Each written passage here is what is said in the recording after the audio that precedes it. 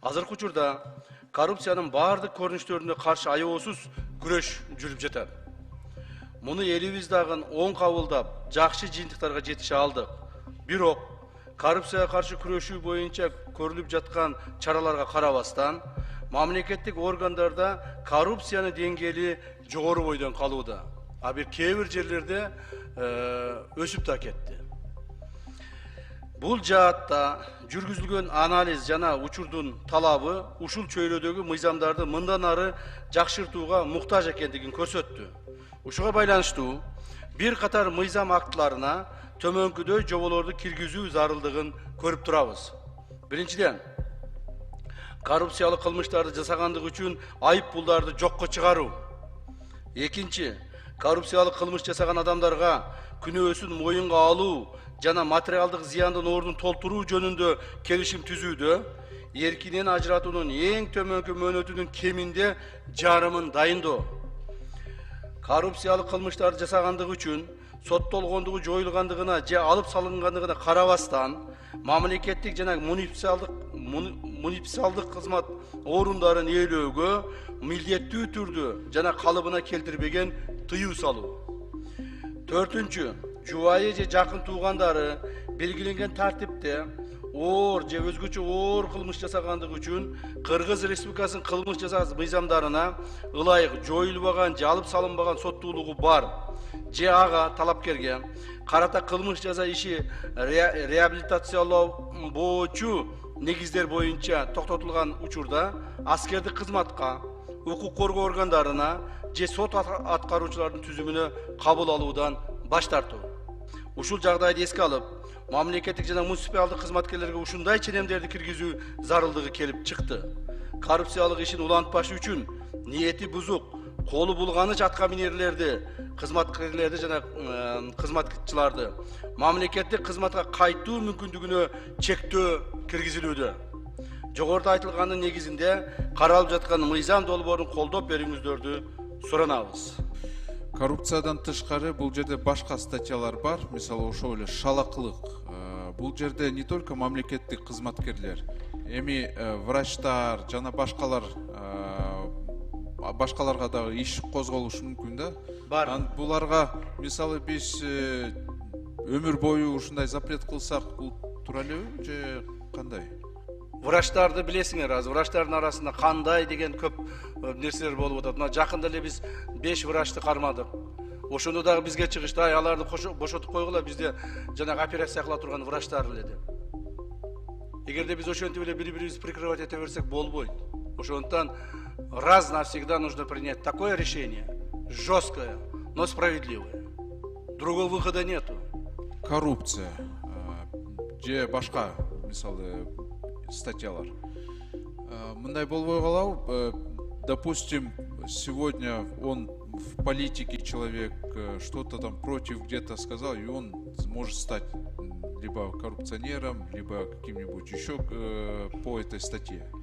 Эми сиз дагы өзүңүз дагы аны билесиз да, ушундай болуш мүмкүн да. А потом он пожизненно, если лишится возможности работать, не останется ли он вообще бедным?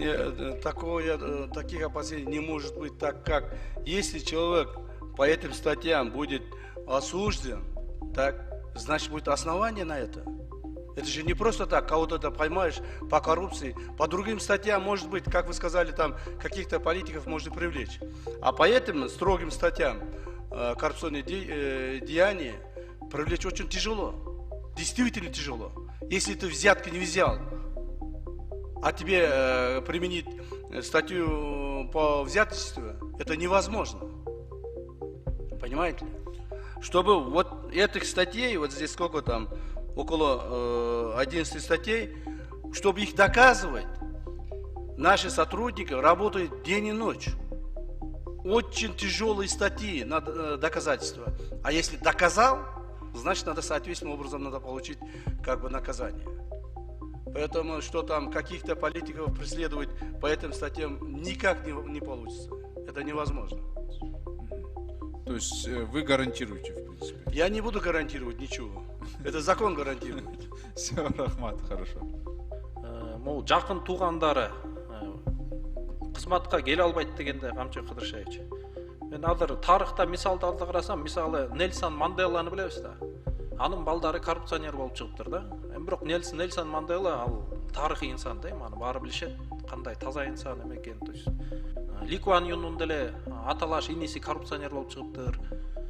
Мүмкүн бир пунктка ошол кошуп коебуз, эгер мындай чыныгы талдоо аркылуу жакын туугандынын коррупцияга тиешеси жок болсо, мүмкүн ага бир исключение болушу мүмкүн деген ошол боюнча көз карашыңыз кандай, Камчы? Себеби биз муну мына өзүбүздүн мыйзамдан алдык да. Мына биздин жанагы улуттук коопсуздук мамлекеттик комитеттин мыйзамына ылайык биздин комитетке эгерде ата энеси, жакын тууган уруктары, бала чакасы же болбосо даже, честно говоря, аялы, кайнене, кайнатасы соттолгон болсо да биз албайбыз да. То есть совершенно, вот, например, анын кайнене, кайнатасы, ал бала өзү жакшы болушу мүмкүн, бирок кайнене, кайнатасы коррупционер болгону мүмкүн, же башка бир соттор менен соттолушу мүмкүн. Даже штраф болуп калса биз албайбыз да. Мыйзам ушундай. То есть исключительных как бы таких прав даем, да. Ошондуктан айтайын дегеним, сиздин айтканыңыз биз дагы бир жолу карап көрөйлү. Макул, карап көрөйлү. Бул жерде башка мына прокуратуранын представителери отурат, жана омбудсмен отурат, биздин кызматкерлер менен чогуу дагы бир сыра карап көрөйлү. Бирок мен ойлоймун, биз муну жеңилдеткенден, жумшарткандан пайда таппайт да мамлекет. Азыркы мыйзам кабыл алынса, мен үй бүлөлүк кодексти карасам, жакын туугандары дегенде бул ата энеси, балдары, бир туугандары жанагы кирип атат да. Эгерде бирөө коррупция менен кармалса, эми аялы, балдары мындай макул ошол кызматта болсо баласы. Бирок ушуга эми бир тууганы чоңойду, мисалы, ал өзүнчө болуп кетти дем, бир канча жыл өзүнчө үй бүлө болуп кетти, эме болду. Бирок ушу коррупция менен кармалса, эмесе ошо бир тууганы дагы жооп береби мамлекеттик кызматтарга, аралашпай кала турган болобу, же ушул жагын кандай карап атабыз? Ушул суроолор уже бир нече депутаттардан берилди. Мен ушуну дагы бир сыра карап чыгайынчы бир туугандары боюнча. Ну, бала чакасына биз сөзсүз түрдө ошону колдонушубуз керек. Себеби дегенде баягы коррупционер баласын ойлоп деле, кызын ойлоп деле, ойлоп деле мындай аракет кылбай калабы деген үмүттө да. Ал эми бир туугандары, сиз айткандай, эми бир тууганы өзү үйлөнүп, жайланып, бала чакалуу болуп, иштеп жүрсө, анан кийин беркиси колго түшүп калса, аны апарып ишиген кеттеп турса, мыйзам чегинде деп. Бир аз одоно болуп калабы деп мен да ойлоп калдым азырчы. Биз согласовать этели экинчи окуудан мүмкүн биз өзгөртүү менен келебиз.